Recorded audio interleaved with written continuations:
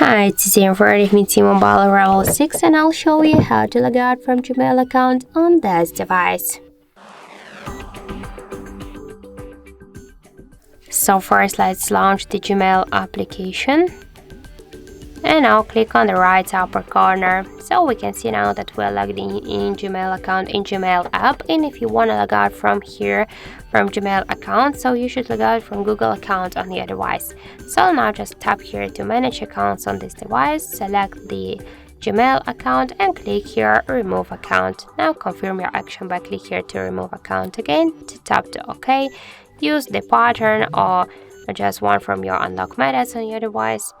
Now just let's go back to the application and we can see that we just successfully log out also from the application from Gmail account. So that's it. Thank you for watching, and if you find this video helpful, don't forget to leave a like, comment and to subscribe our channel.